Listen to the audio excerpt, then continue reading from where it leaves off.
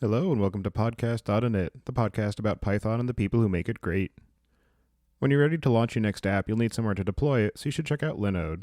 With private networking, shared block storage, node balancers, and a 40 gigabit network, all controlled by a brand new API, you get everything you need to scale. Go to podcastinit.com/Linode to get a $20 credit and launch a new server in under a minute. For complete visibility into your application stack, deployment tracking, and powerful alerting, Datadog has got you covered. With their monitoring, metrics, and log collection agent, including extensive integrations and distributed tracing, you'll have everything you need to find and fix bugs in no time. Go to podcastinit.com/Datadog today to start your free 14-day trial and get a sweet new t-shirt. And to get worry-free releases, download GoCD, the open-source continuous delivery server built by ThoughtWorks. You can use their pipeline modeling and value stream map to build, control, and monitor every step from commit to deployment in one place. Go to podcastinit.com/GoCD to learn more about their professional support services and enterprise add-ons. And visit podcastinit.com to subscribe to the show, sign up for the newsletter, and read the show notes. Your host as usual is Tobias Macey, and today I'm interviewing Joaquín Alori about Luminoth, a deep learning toolkit for computer vision and Python. So Joaquín, could you start by introducing yourself? My name is Joaquin, and I'm a developer working at Tryo Labs, which is a software company in Montevideo, Uruguay. And I've been working on the Luminoth team for about 3 months now. And how did you first get introduced to Python? I was finishing my degree in what we call industrial engineering in Uruguay, but it's actually more similar to what you guys call manufacturing engineering in the US. And I have been working in the industry for about 2 years at that point. And I was starting to get a bit bored with it, so I wanted to try something new. And then just by chance, I watched an interview of Elon Musk, and there he said that AI was a danger for humanity, which I found super odd because the way in which I thought about programming was that you have to write all these rules for the machine to follow, and there was no way for me to write every single rule that a machine has to follow to be considered smart. So, but I respect Elon a lot, so I just started reading about AI, and then I found about machine learning, which I knew nothing about at the time, and that kind of changed my perspective a bit, because in machine learning you write models instead of rules, and these models just take data and start to learn insights about the data, and I kind of was amazed with that, and I just quit my job and started reading about AI full time. And that's when I met Python. I just started reading about Python a lot and learning, and I love it. And as you mentioned, you started working with Tryo Labs recently and working on Luminoth. So I'm wondering if you can talk a bit about what the Luminoth project is and what was the original motivation for creating it. Yeah, Luminoth is a Python toolkit for computer vision. So what you do is you feed an image or a video to Luminoth, and you get a prediction of what each object in the image is, and also a bounding box surrounding each object. And the reason we developed it was because we had a lot of projects at Tryo Labs where we had to do object detection. And initially we just made a custom code for each one, but at some point it made sense to just write a single toolkit with all the tools. So yeah, we built Luminoth, and we decided to make it open source because there wasn't an easy way open source to make object detection. So we thought people might want to try it and maybe want to contribute to it. So we just open sourced it. And computer vision is a very large field, and it sounds like the Luminoth project is primarily concerned with the subtopic of object detection and potentially object recognition. Is that accurate?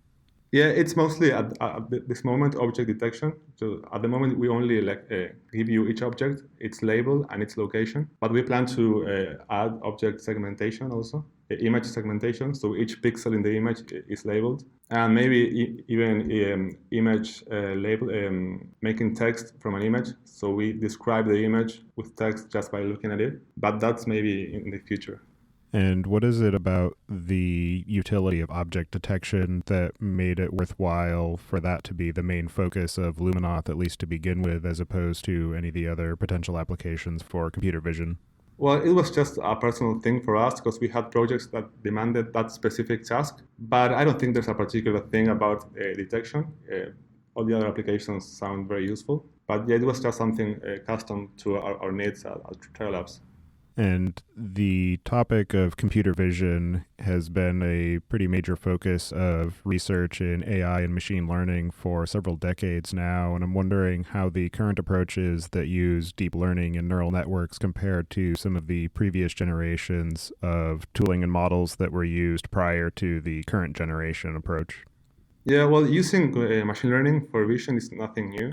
In fact, most of the big algorithms are quite old. Like, for example, neural networks were created in the 50s by the US Navy, I think, and convolutional neural networks were created in the 90s, were popularized in the 90s by Yann LeCun. And backpropagation, the algorithm we used to train these networks, was popularized by Jeff Hinton in the 80s. So, like, the big ideas were already set, but they weren't working too well at the time. And there needed to be some kind of small improvements to make them work well. And these improvements came in the shape of just smaller, more recent breakthroughs. Stuff like dropout, ReLU activations, batch norm, adding shortcuts between layers. And these algorithms don't really change the overall design of what a CompNet is, but they modify it a bit and they allow us to make them much deeper. So with these improvements and just having more GPU power and more data to train, kind of made the whole computer vision area have a very big leap in the past 5 years or so.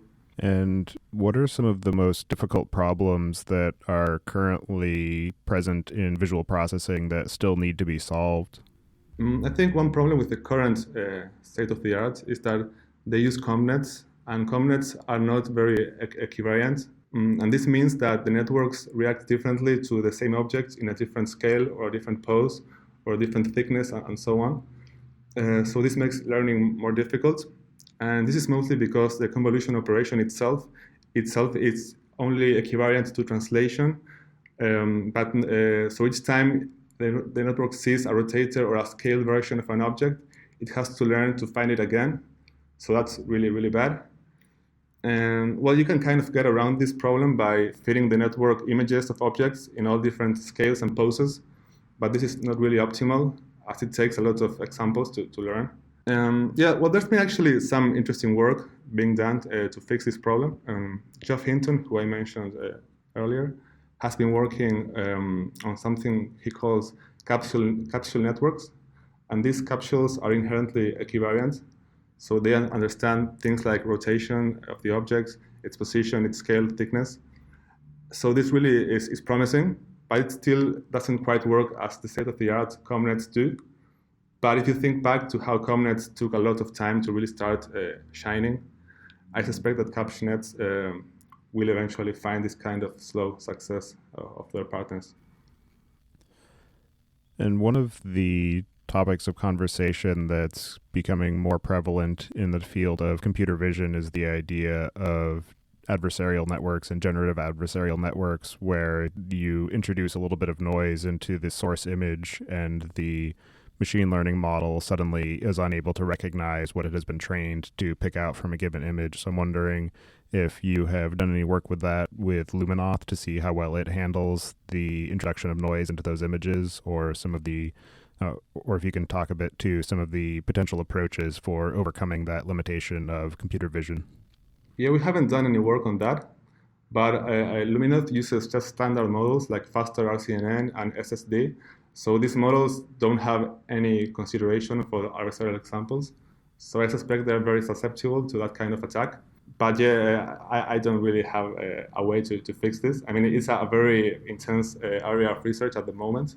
But I suspect most of the CompNets used today are very susceptible to that kind of attack. And what are some of the other limitations of Luminoth for building computer vision applications, and how do those limitations compare to the tooling that existed and is still used from prior generations, such as OpenCV or similar projects? Well, OpenCV is much older than Luminoth, and it's like a more general library. So it's quite huge, but it doesn't really focus on machine learning. So you can do old machine learning stuff in OpenCV, like extracting histogram of gradients, of oriented gradients, and then running that through an SVM. But it doesn't really support the new deep CompNets, so you won't get state-of-the-art results with that in object detection or image classification, stuff like that. But still, if you want to do detection or something simple like a face or something, and you want to run it on a CPU, it could make sense to use OpenCV because it's lighter than a big ConvNet. And for somebody who wants to use Luminoth in their project, what does the workflow look like for getting it set up and trained against the types of material that you might be trying to detect?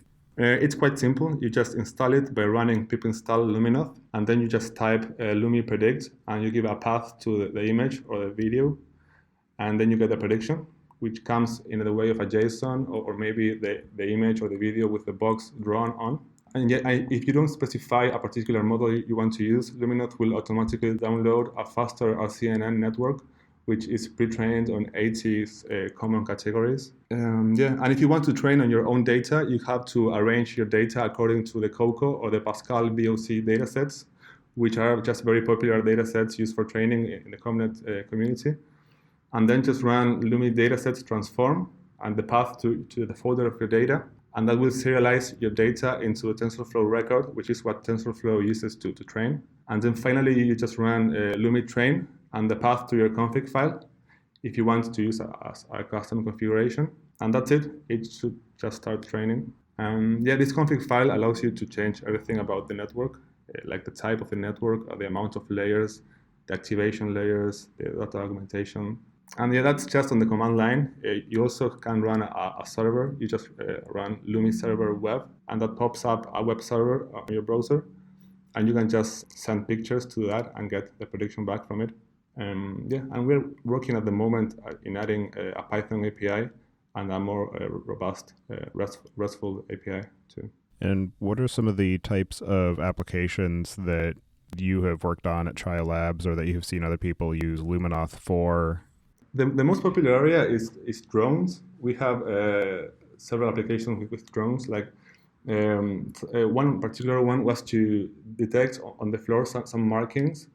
And with that, the drone can kind of create a map with a real sense of the distance of the area.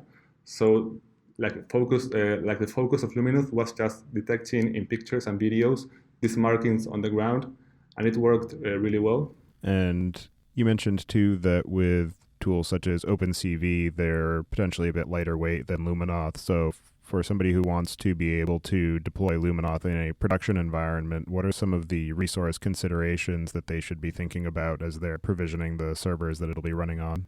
Yeah, it depends on what you want to do. If you want to do video, you have to have a powerful GPU, like a GTX 1060 at least, I think.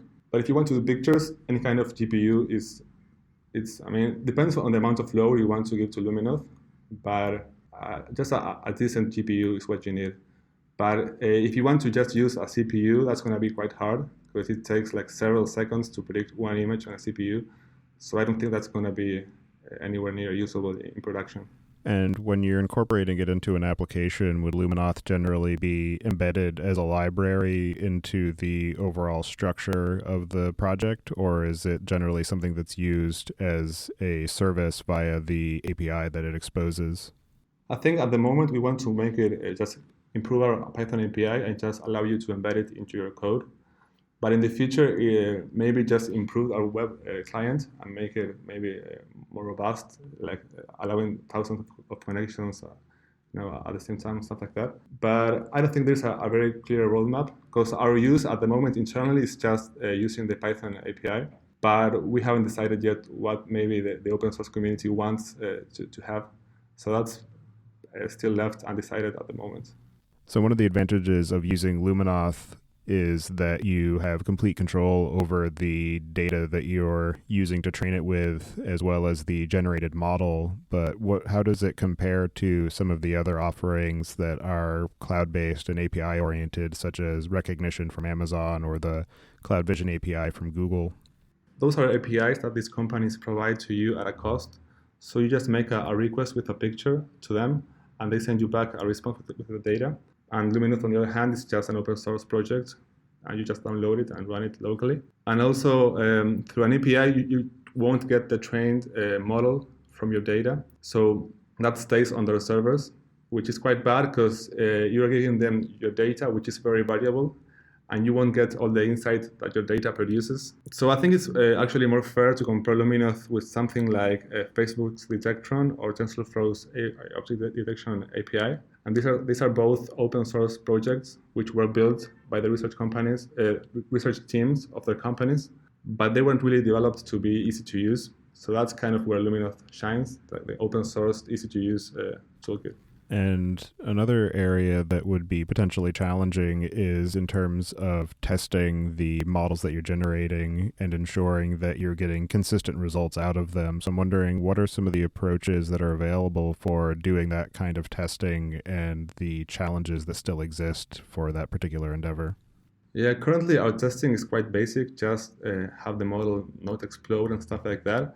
We don't really have a deep testing which tells you if the ComNet is really working and predicting the images correctly. I'm not aware of if there's a library to do that at the moment, but yeah, we don't really have anything to do very good testing on machine learning at the moment, at least in Luminoth. And digging a bit deeper into the library itself, I'm wondering if you can talk about how Luminoth is actually structured internally and how the design of the project has evolved over the course of its life.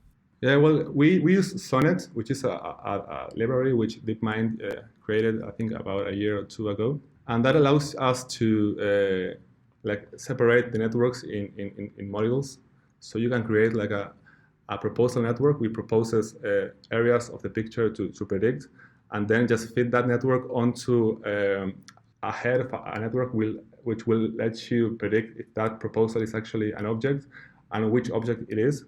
So it's kind of very modular. You can put the pieces together how you want, and that's the initial design we had. It kind of never really changed too much. We've just been focusing lately on adding new models and improving the APIs. And what are some of the highest priority features that you're focusing on implementing in Luminoth going forward?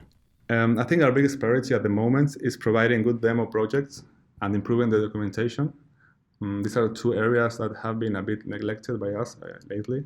And maybe down the road, we're thinking about supporting image caption, as I mentioned, and image segmentation. And particularly, I'm interested in getting into the new DeepLab 3+ network, which was released 2 days ago. But yeah, just focusing on documentation and demos. And what have you found to be some of the most challenging aspects of building Luminoth and using it for computer vision projects? I'm sorry, I didn't catch that. It cut off a bit. What have you found to be some of the most challenging aspects of building Luminoth and using it for computer vision projects, whether technical or social or in terms of just managing the overall development? Yeah, well, this was my first big machine learning project. So my biggest problem was that in machine learning, usually if something fails, you have a bug or something, it doesn't really pop up. The network still works and it learns quite well, but you are like 5% off the mark of where you want to be on precision, and you don't know why. And there's no warnings or exceptions, so you have to just get into the code and look at everything. So that was a big change for me because I was used to just running the code, it explodes, look at the error, and go on. And yeah, in machine learning, you cannot do that at all. And when would Luminoth be the wrong choice for a computer vision application? And at that point, what have you found to be some of the strongest alternatives? Well, if you don't want to host your object detection service, you could use an API, like Google's API or Amazon's API, I suppose. This is good if you are not worried about giving your data away, and if you don't want to have much customization over what the model does. And also, if you want to learn about object detection and you prefer Caffe over TensorFlow, it could make sense to use Facebook's Detectron project for that. And are there any other topics of discussion, whether specifically related to Luminoth or computer vision in general, that we should talk about before we start to close out the show? No, I think I'm fine. So for anybody who wants to follow what you're up to or get in touch about the work you're doing, I'll have you add your preferred contact information to the show notes. And so with that, I'll move us on to the picks. And this week, I'm going to choose PyCon US, which is happening this year in Cleveland. And just like last year, I'm going to be sharing a booth with Michael Kennedy from Talk Python to Me and Brian Ocken and a few other people who are creating content for the community. So if you are able to make it out to PyCon, feel free to stop by and say hi, and I look forward to talking to you. And with that, I'll pass it to you, Joaquin. Do you have any picks for us this week? Yeah, I've been watching lately a YouTube channel which is called Three Blue, One Brown, which is just a math channel, and they do like very good visualizations of the concepts they explain. And to me, it's always been very much easier to understand something if I can see it in some way. So it helped me a lot, and especially because I had forgotten a lot of my algebra from university. So when I came into machine learning, I had to do a big review of all that. And they have a very good playlist on linear algebra. It's like, I think, 12 videos, and it gives you a very good ramp up on the subject. So yeah, it's a very good channel. All right. Well, thank you for taking the time out of your day to join me and talk about the work you're doing with Luminoth. Computer vision is definitely a very interesting and growing field, and one that has a lot of complexity. So it's good to see you trying to simplify it a bit to make it more accessible to more people. So I appreciate that, and I hope you enjoy the rest of your day. Oh, thanks for having me.